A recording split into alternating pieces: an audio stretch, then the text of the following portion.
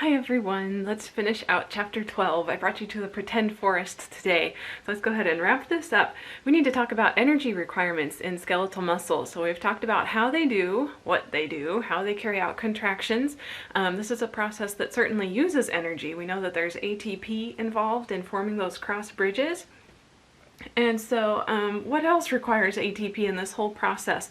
Well, about 70% of the energy requirements for skeletal muscles goes to just myosin doing what it does, myosin binding to actin and then undergoing that power stroke. That uses ATP every time it happens.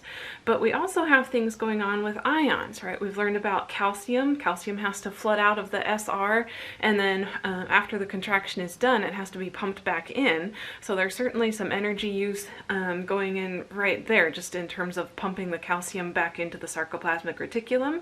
And then we also have the normal sodium-potassium pumps, which are necessary for just maintaining the membrane polarity. So those are the major requirements in terms of ATP consumption in skeletal muscles. Where do muscles get ATP? So this is going to tie in with digestion. Of course, we're consuming food, and from the food ultimately is where we get our energy. But just looking at the energy stores throughout the body. So if a person is at rest or exercising very lightly, we know from earlier in the semester that muscles make very efficient use of fatty acids.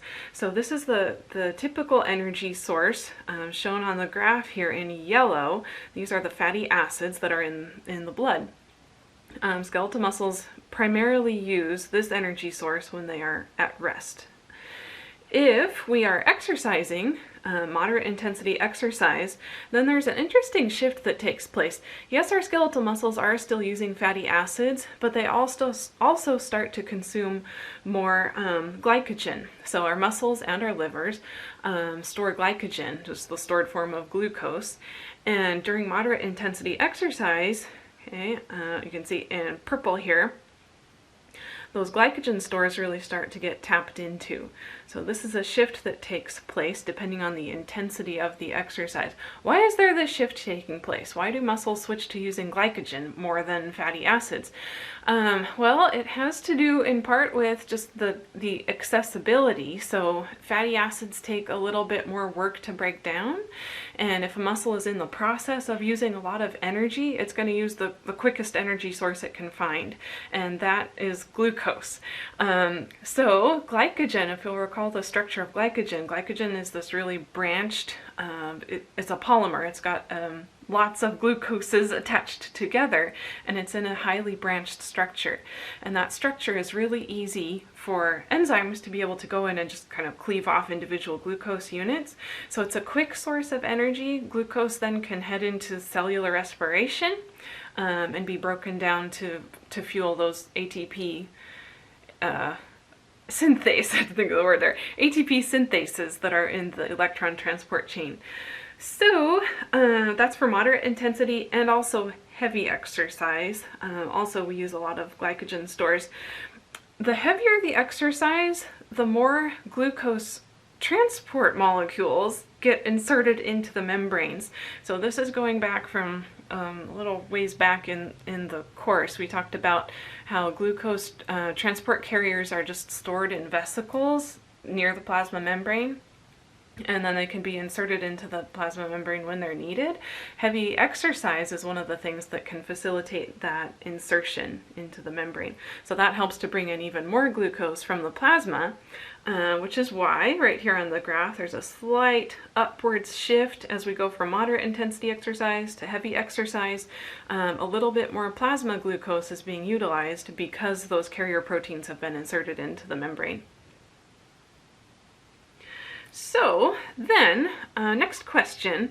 Okay, so after you've been exercising for a while, right, and then you stop, you're still breathing heavy. And why is that the case? Ultimately, the increase in respiration rate while you're exercising, that's just to provide more oxygen, which in turn helps to allow cellular respiration to take place. It allows us to make ATP more quickly.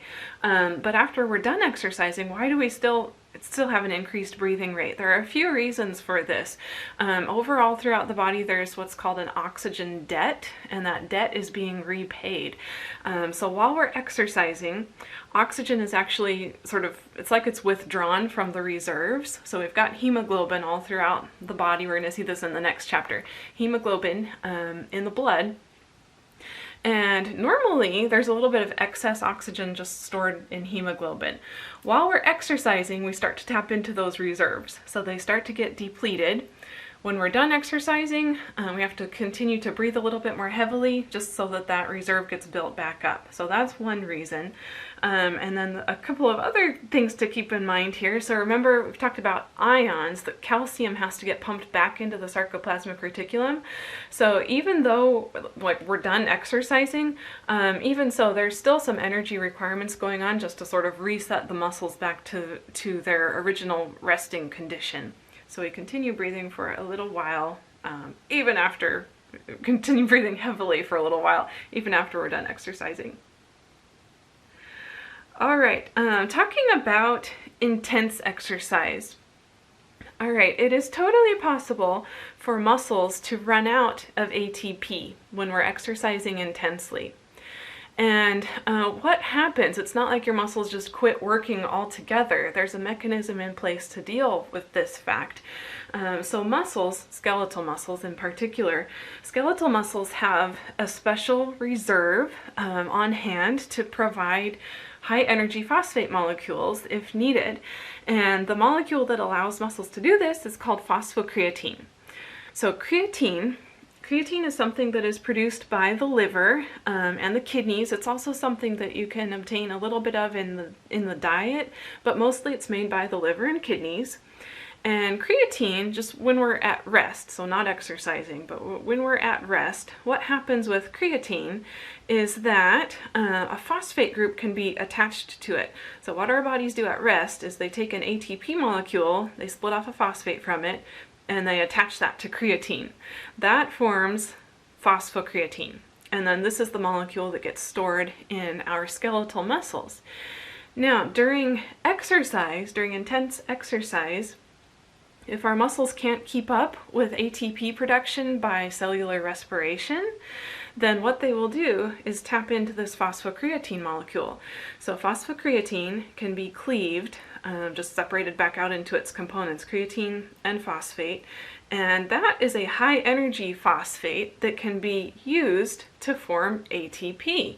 So this is a quick way to get more ATP, which then in turn can allow cross-bridge formation and muscle contraction to take place.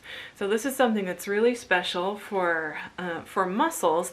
This is also something that we can look at sort of as a, I don't think diagnostic is the right word, but it can be, the presence of this molecule can be an indication, creatine, the presence of this in the blood can be an indication of things that might be going wrong. We'll be revisiting this when we come back to talking about the kidneys later on in the semester. Okay, so for right now, just know about this in the context of muscles. Phosphocreatine is a reserve for high energy phosphate, which can help to power muscle contractions. There's an enzyme that helps with both producing and breaking down phosphocreatine. It is a kinase, right? Makes sense because it's involving attaching a phosphate group, attaching and removing. So that's a kinase that does that job. Okay, so sometimes if people are trying to build up their muscles, sometimes they will take creatine supplements. And this is kind of interesting. So what this does, if someone takes creatine as a supplement, this can help to boost up the reserves of phosphocreatine in the muscles. And in very short-term exercise rounds, like if you do short, intense exercise, this can help to boost abilities. It can make the muscles perform better in the short term. Not so much for long-term exercise. It doesn't really seem to help if you're doing longer duration exercise. And then the other thing just to keep in mind with supplements like this, these can have negative consequences on the liver and sometimes the kidneys. Those are the primary organs that deal with sort of processing these extra materials that we put into the body. And then the other thing that creatine does is it tends to recruit water, so the muscle cells tend to sort of bulk up a little bit, they swell up a little bit, and so the muscles look bigger, but that doesn't necessarily correlate with more strength, right? It's just because there's more water present in the muscles.